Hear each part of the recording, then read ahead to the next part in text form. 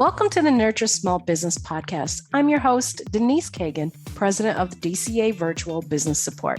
At DCA, we believe in small businesses and the families they support. Learn more at dcavirtual.com. John and Mark X. Cronin are the father and son team that created John's Crazy Socks, a social enterprise with a mission to spread happiness. They bootstrapped their business into the world's largest sock store. John is not only a business owner, but he has Down syndrome. Every day, John and Mark show what people with differing abilities can do. More than half their colleagues have a differing ability, and they show their gratitude through Giving Back program. That program has raised nearly $500,000 for their charity partners. Most of all, they're spreading happiness one pair of socks at a time. Mark, John, welcome to the show. Thank you for having us on. Thanks so much. We love being here with you, Denise. Thank you. I am so excited to talk to you all. So, John, I understand you like to dance. You like to dance? I do. Love dance. What's your favorite dance move? My favorite is a hip hop. You hip hop. Okay, perfect. Give names to your dance moves, or do you just let it flow? Both. Both? Okay. Both. I thinking like run my own dance camp. You want to run your own dance camp. It's not enough being a sock tycoon. I am. You're going to have a dance camp. Yeah. Okay. Well, I can't tell you no. I mean, he's so successful already. So from sock tycoon to dance camp, I mean, that's really admirable. Clearly, John, you have a big heart, and I can see this. I do. And your big heart also shows through with your Give Back program. Can you tell our listeners just a little bit about that? Well, we'll start with, what's our mission, pal? I spread happiness. And what do you say the keys to happiness? It's gratitude to Father. So we're so fortunate to get to do what we do, that we built this Giving Back program, which is baked into everything we do. It's not, well, let's wait to the end of the year and see if we made money, we'll write a check. So we started by pledging 5% of our earnings to the Special Olympics. And why the Special Olympics? I am Special Olympic athlete. Yes, you are. How old are you? I'm 26. And when did you start playing Special Olympics? When I'm 5 years old. Right. So he's been doing this. Oh my gosh, 2 decades. And it's without the Special Olympics, there'd be no John's Crazy Socks. What he's learned there, you love the Special Olympics. I do. So we started there, but we've gone on to create products that celebrate and raise awareness for causes and raise money for those causes. So what was the first awareness sock we created? The first one is a Down syndrome awareness sock. And who designed that? I did. You did, right? So they celebrate people with Down syndrome and raise money for the National Down Syndrome Society. But we've gone on to create autism socks and cerebral palsy. And we have an animal rescue. Pet rescue socks. We are healthcare superhero socks that say thank you to frontline workers during the pandemic. That raised over fantastic. $1,000 for frontline workers. And then there are other things we'll do. We have a charity fundraising program.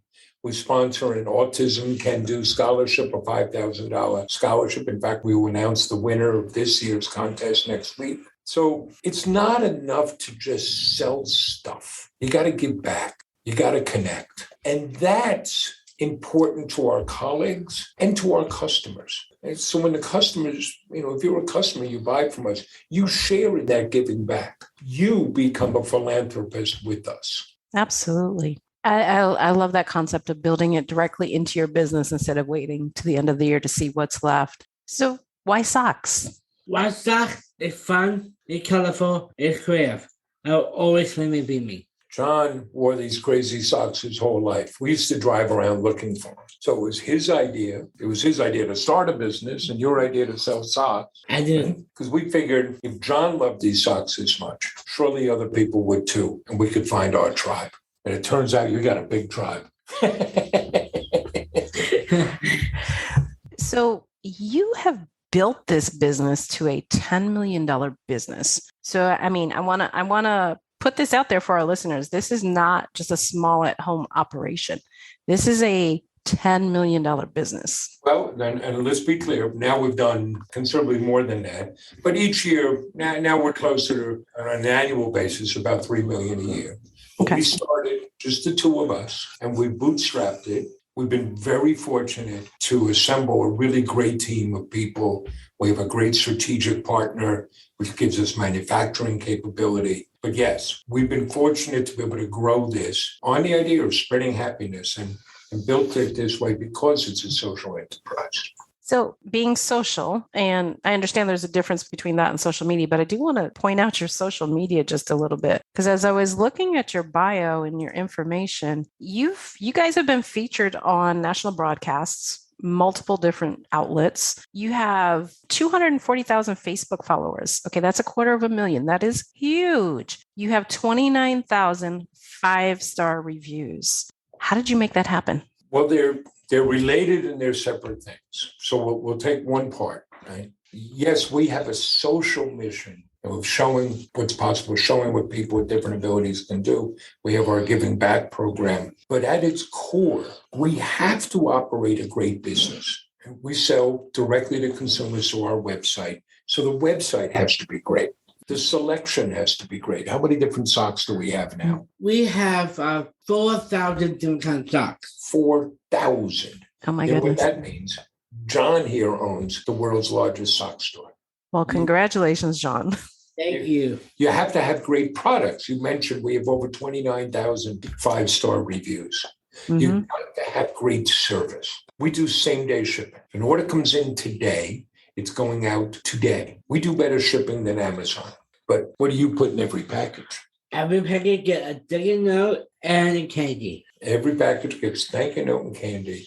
So we've now shipped over 375,000 packages to 88 different countries. But if we get an order between our office and our home, what are you doing? I'm still doing home delivery. Just like the day one, when we started with home deliveries, he's still doing home deliveries. So, part of it is you have to have that great business operation. So there's no excuses for that, and that supports everything we do. The social media aspect, that is an outgrowth of our approach of working, of what we're trying to do and working with our customers.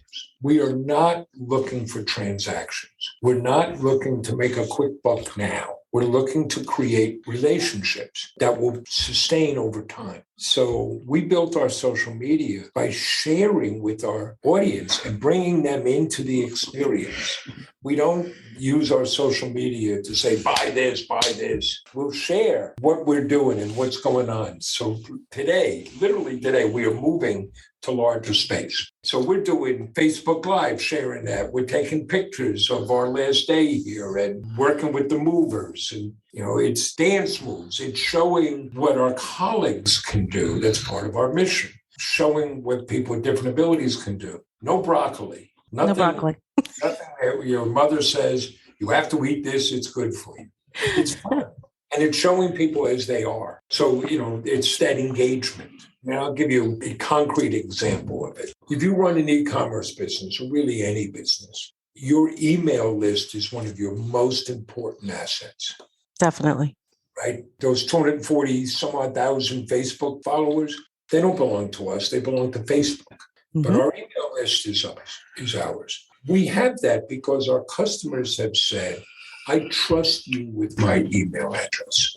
We have to respect that and watch what we do. So here's a reality. Every time we send out an email, we get a blip in sales. And every business does. So think about it. That's why some businesses send you 3 or 4 emails a day. Who the heck? Nobody wants that. So we're very careful in how we work with our email list. One, if you stop opening our emails, we stop sending them to you. We don't want to bother you. We don't want to pester you. We send out 2 emails a week. We're not going to overload you. One of those is the email you send every Friday. Absolutely. All it is John sharing what he's up to, sharing what's on his mind. We're not selling you something. We're not saying buy this. So in the email world, one of the things you measure is your open rate. And if you can get a 20% open rate, you're doing great. Yes. We have a 43% open rate on our emails. That's incredible.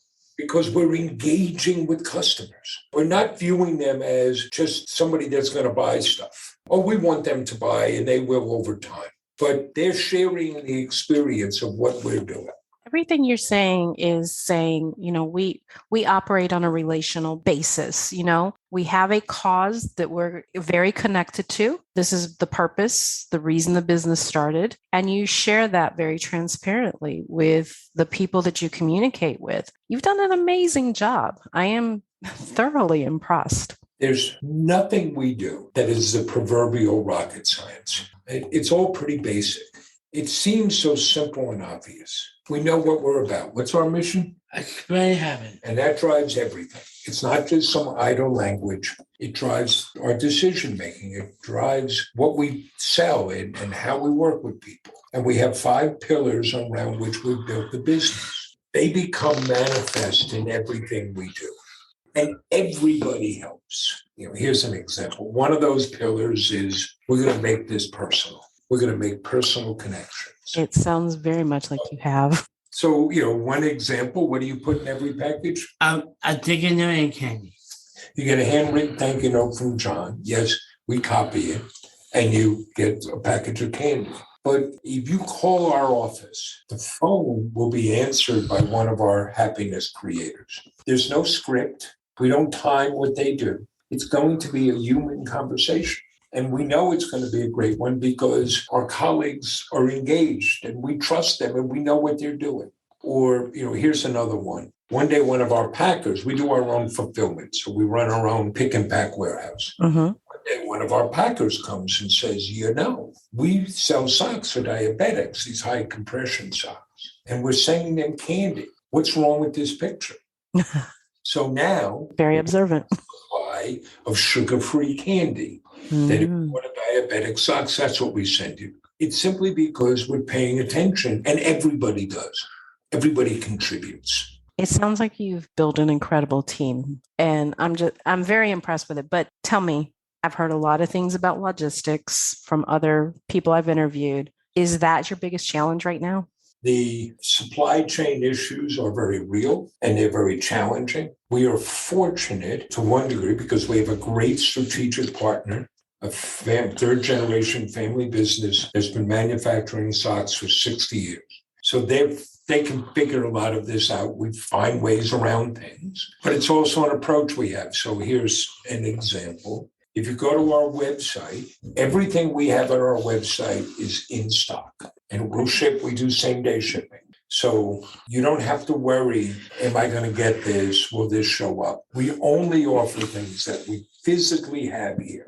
So we protect our customers from that. Now, if an item sells out, there may be uncertainty of when we'll replace it, but then we take it down from our website. Gotcha. So we also work to find different suppliers and we'll air freight things in to make sure that we have. So that's a reality we're dealing with and everybody is. But there's no, paraphrase the movie, there's no crying in business. You just have to figure out what you're going to do. So we have that challenge, yes. And part of our challenge is finding how do we grow? We have very happy customers. We have very loyal customers.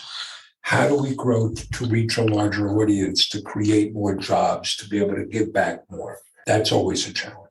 I understand that completely. So I've got a couple of questions and I'm trying to figure out which way I want to go. Let's talk about nonprofits. I believe it was John actually mentioned several different types of nonprofits that you've worked with.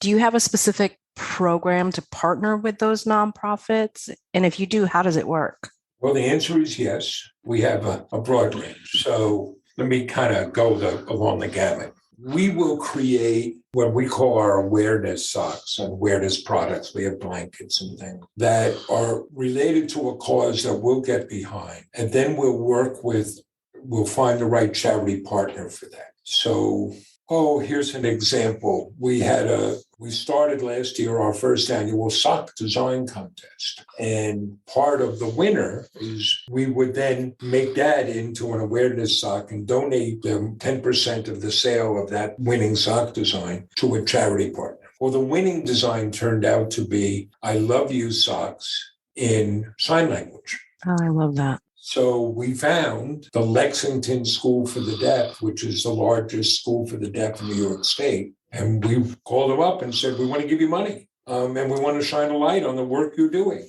So first week of June, we're going to kick off and introduce those socks. And those will raise money for the Lexington School for the Deaf. So that's one approach. We also have now a whole series of services and products for nonprofits and charities. So we make custom socks that nonprofits have used in a number of different ways.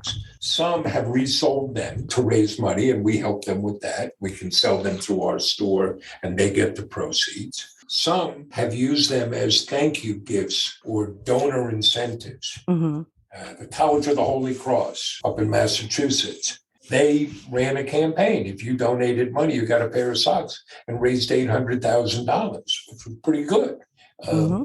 But we'll work, with PTAs that have done the same. We also have a charity fundraising program, which is touchless and remote, and it's very simple. If you have a charity, we give you a charity code. You give that to your supporters. They come and buy something at our store. That customer gets a free gift with their order, and 10% of that sale goes to your charity. So we've now done that with hundreds of charities, many of which have come back each year now.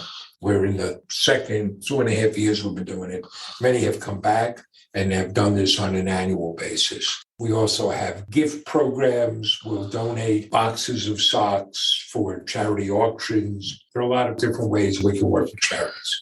Okay. So it was sort of a self-serving question there because I'm affiliated with several nonprofits. And I was like, hey, I might be able to help you and you might be able to help the nonprofits. So I appreciate all that. We're going to have a little bit of conversation around that after we finish the podcast. Okay. So final question for the day, maybe next to last question. What is your most fun socks? And this is for John specifically. What is your most fun sock that you've done? What's your favorite pair of socks? My favorite pair, those are my favorite socks. These are a down-to-twelve superhero socks. This is my design. You're a superhero. I'm a superhero.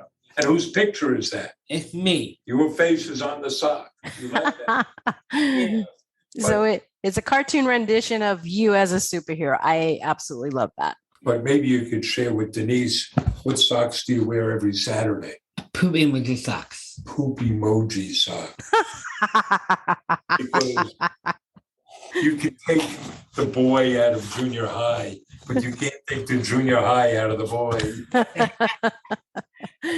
No. I picked my head up one day and I'm realizing all of a sudden we have a bunch of poop-related socks. And when I asked, they just kept saying, here's John, here's John. Oh, that's a lot of fun. Don't lose that youthful exuberance. Don't ever lose that. Okay. So John, Mark, how can our listeners find you after the show? You can find us at johncrazysocks.com. johnscrazysocks.com. You can also check out, we now have our own podcast. It seems most of America does. What's our podcast? The Spreading Happiness Podcast with John and Mark. The Spreading Happiness Podcast, a half hour of just trying to make people feel good, catching up with what John's up to, share some good news stories. Yes. We tell some jokes. Yes. We bring people up to speed on your love life. Yes. Plus, every Tuesday, what do you host? I host a dance party every Tuesday, 3 p.m. Eastern time. An online dance party. We'll get up to 100 people dancing on Zoom. What better way to spread happiness? And we're on all the social media platforms, so particularly Facebook, Instagram, and TikTok. Right. You love those TikTok videos, don't you? I do. And it's like this. We want to kind of invite people into this world.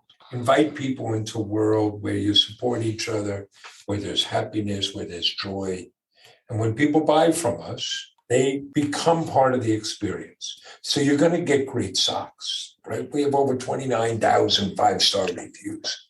But you're also going to get a great experience. You're going to get them right away. But also, you enable us to hire people with different abilities. You enable us to give back. You support our advocacy work. We've testified twice before Congress. We've spoken at the United Nations. And most of all, you help us spread happiness. Well, here's to spreading happiness. I appreciate the both of you for being on here today. Well, Denise, thank you so much. Thank you, Denise. You're welcome. Thank you for joining me for today's Nurture Small Business podcast, where the focus is on business growth, technology, and people strategies to help your business thrive. At DCA Virtual Business Support, our focus is making your business operations run smooth so you can focus on growth. Reach out to me at Denise@dcavirtual.com if you'd like to learn more.